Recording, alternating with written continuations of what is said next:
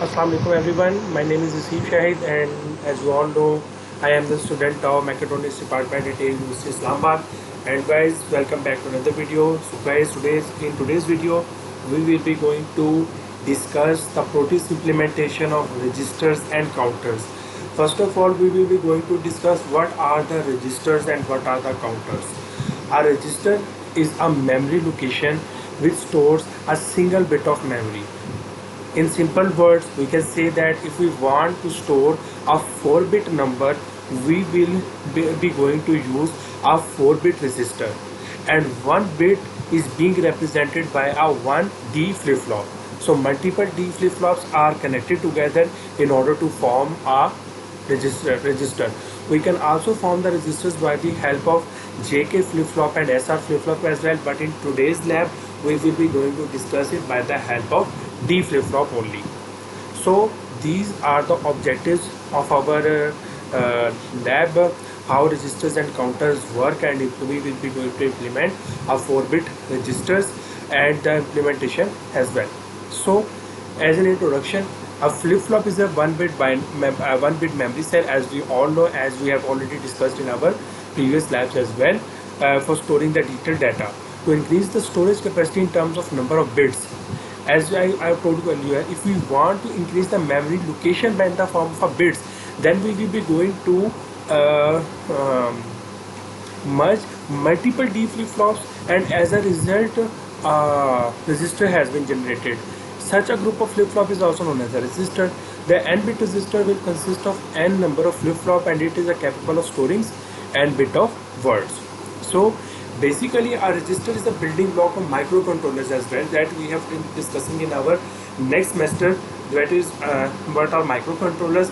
So it plays a major role in the development of a microcontrollers as well. Now we will be heading towards our next topic, that is counters. What are the counter? A counter is a circuit, or we can say that is a kind of a unit that performs the counting. Just like the simple counter, as you can see that a counting starts from 1 to 15. As it is a binary counter, so it can count from 1 to 15, and this is its range. Or we can say that there are two types of counter. One is the synchronous up counter, which starts the counting from 1 to 15, and synchronous down counter starts the counting from 15 to 1. In the above view, the basic synchronous counter design is shown, which is the synchronous up counter. A 4-bit synchronous up counter starts to count from 0 and increments or count upwards to 50, and then start new counting cycle by getting reset. Its operating frequency is much higher than the same range. A synchronous counter also, there is a no propagation delay in the synchronous counter, just because of all flip-flops or counter stages in parallel clock source. So the external clock is directed provided to all the JK flip-flops at the same time in the parallel way. So as you can see that we will be going to give the clock, external clock, at all the JK flip-flops at the same time. Now this is the this is the circuit diagram for synchronous down counter. As you can see that slightly changes in the AND section, it using the inverted output from the JK flip-flop, we can create the synchronous down counter. A 4-bit synchronous down counter starts from count from the 15 and decrements or count downwards to 0 at binary from 0 0 0 0, and after that it will start a new counting cycle by getting reset. So this is the waveform that we will be going to discuss while the synchronous counter timing diagram. As you can see that this is the clock signal, and these are the binary numbers 0 0 0 1 1 0. As you can see that 0 0 represents 0 0 1 1 1 0 2 1 1 3, and this is the whole counting from 0 to 15, and this is the clock cycle. As you can see that A, B, C and D, A, B, C and D are the outputs that we will be going to obtain. So as you can see that when the step down, so at the first down it counts the reading at A, and this waveform is being obtained.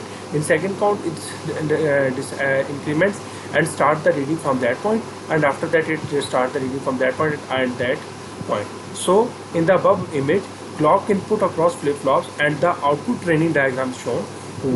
Each clock pulse synchronous counter counts sequentially.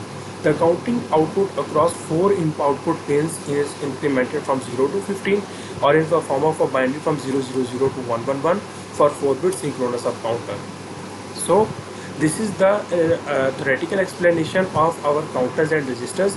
Now heading towards the Proteus diagram of our Proteus circuit implementation. So this is the circuit diagram of a register.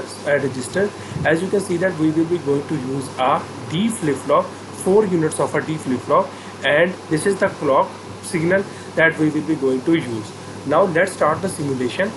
As you can see that the simulation has been started, and if we give the 0 at the first input, so first input would be 0. So if we convert it to 1, our first input would be 1, and if we change into 0, that input would be 0 and 1 would be transferred.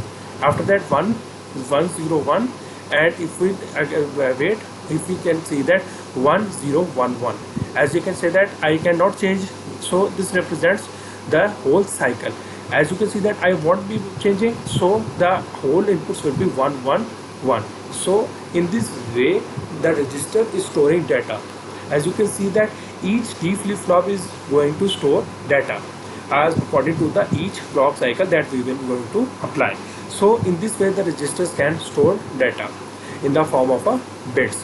Now heading towards the synchronous up counter and synchronous down counter. So this is the circuit diagram from the synchronous up counters.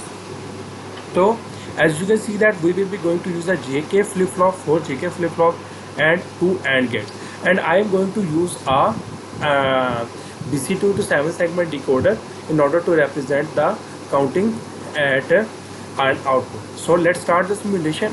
As you can see that the counting has been started. 0 1 2 0 0 1 0 and represents 2, 0 0 1 1 represents 3, and 0 1 0 0 represents 4, and 0 0 1 1.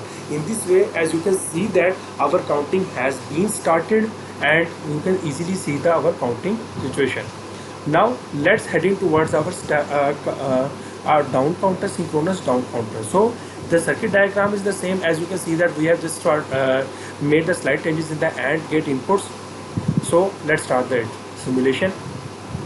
As you can see that it won't be able to represent 15 because we have 4 inputs, and this 1 1 1 represents 15.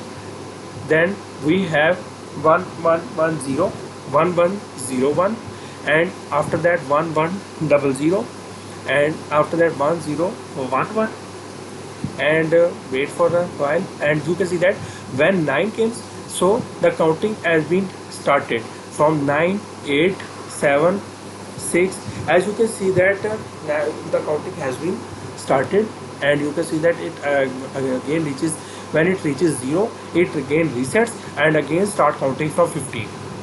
So let's wait until it reaches 0. So as you can see that it reaches 0, and now the whole circuit resets and again start from the counting from 15. So as you can see that it won't be able to represent 15 because we will not using the BCD to 7 segment decoder. When we use BCD to 7 segment decoder, instead of using a single LED display unit, we will be able to see the whole 15 whole 8-bit digit pattern out. So that is all for today's video. If you like the video, then don't forget to like, share and subscribe. And thank you, and Allah Hafiz.